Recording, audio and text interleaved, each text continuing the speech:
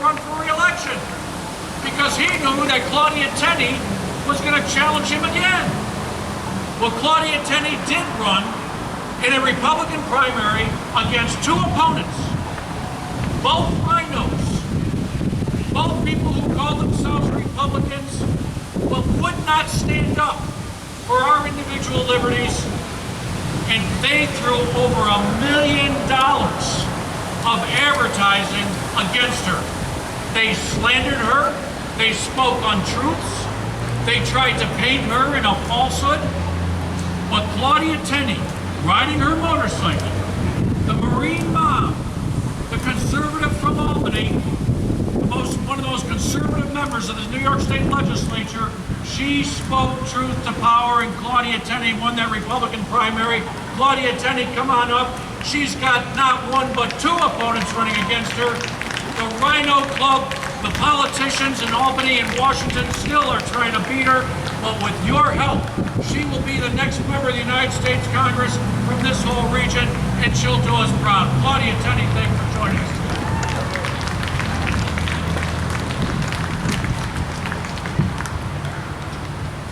Thank you so much, Bill. That's my colleague, Bill Norwich, who had the pleasure of listening to this afternoon. And I would argue that he probably has more no votes in the New York State Assembly than anyone on history in his short years there. But that means he's voting no against formerly Sheldon Silver, now the New York City Democratic machine. But anyway, I just want to say thank you to all of you. A couple years ago, I just want you to know I just got a nice Hillary for Prison shirt over here. There's a discount. Let's hope someday that happens when we have a new president. Again, just want. I thought I was shorter than Bill Norwich. We'll see. One of the, I'm really excited about coming to this event, and I just want to say thank you to New York Scope, who's been behind me from day one. And a lot of people might not have heard of New York Scope, but this is one of the most important organizations, the most important grassroots organizations that we have in the state.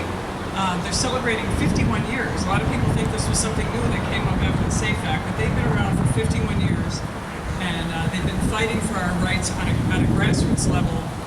Obviously, Second Amendment is the biggest focus, but one of the things I want to mention also is just a special thank you. I don't know where he is, I can't see him out there.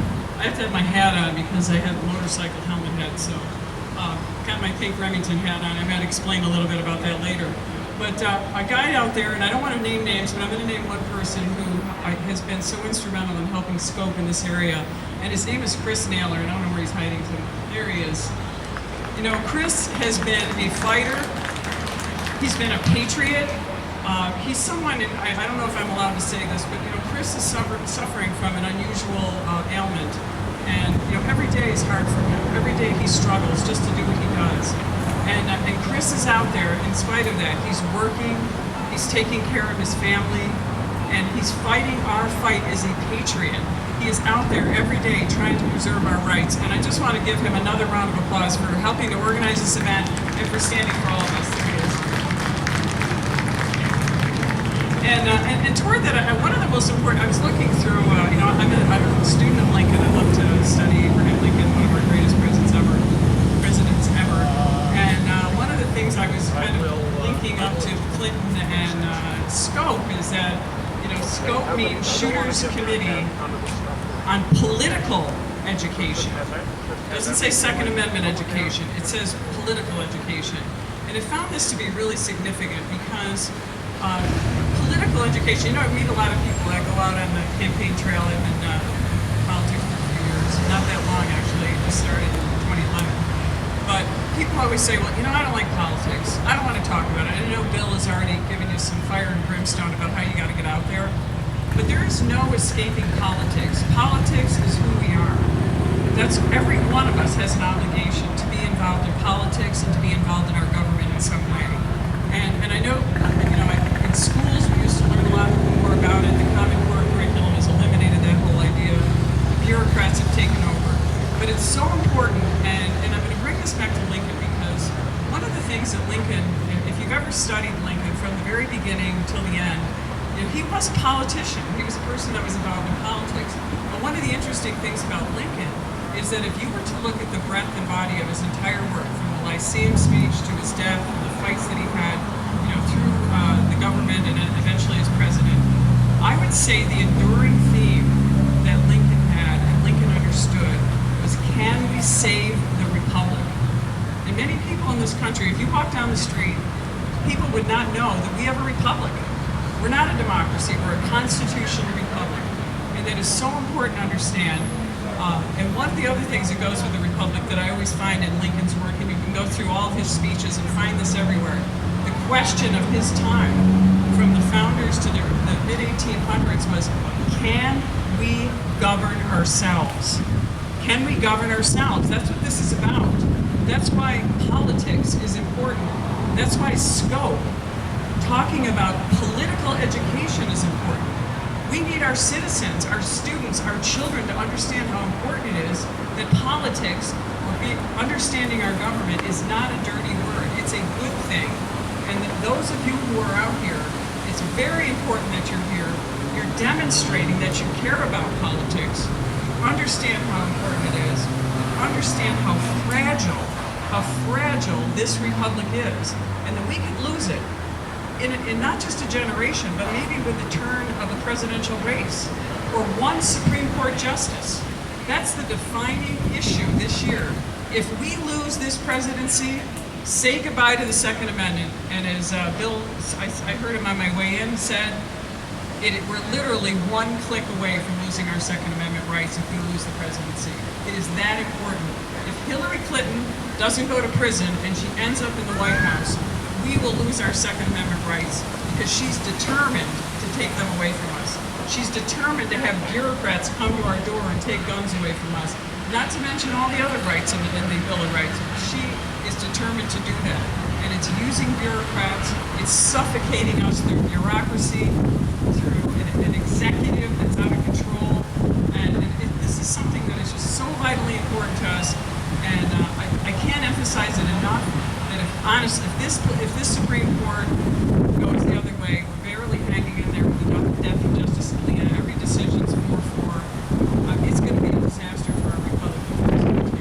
And so I just want to emphasize that's one of the most important things.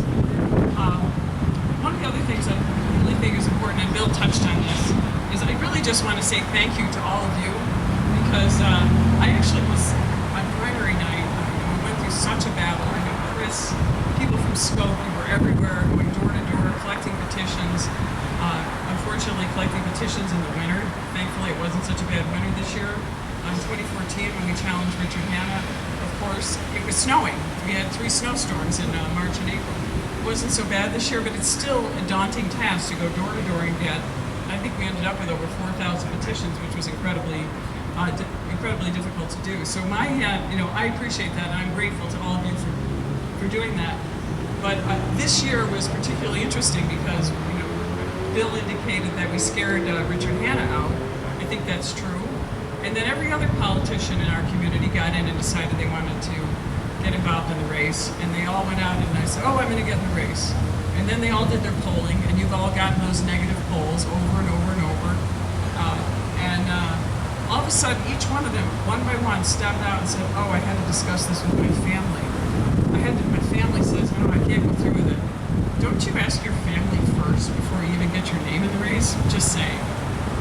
But anyway, so eventually they had to dredge up some people to run in this race. And they put up a person who really had never run for office. He got a lot of money behind him. Ray Halberter from the Oneida Nation. I like to call it Halberter because I actually represent the real Oneida Indians and the real families who are suffering and are poor and are living in poverty in broken down trailers on Marble Hill Road in Vernon, New York. But he was the one who spent, and Bill, I'm going to correct you, it was over $2 million against our campaign. But we had ideas, and ideas, for once, need money. And I think that's the one defining thing about this race. And I know on primary night, I was so happy to see all of the people from Scope and from all the different grassroots organizations who came out, because it was really you that won this race. It wasn't me. I'm just the vessel that got you there, standing for the Constitution and our rights, and just trying to to stay above water, because believe me, after a while, I got seeing pictures of me looking in a prison cell in Sheldon Silver. I said, me? Am I Jane Doe number 3 now? You know, this deceit and the negative campaign. I mean, let me clarify something that I think people need to know. There's negative campaigns and there's smear campaigns.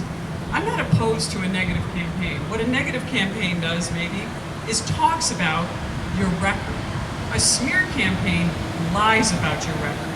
And this campaign was a smear campaign.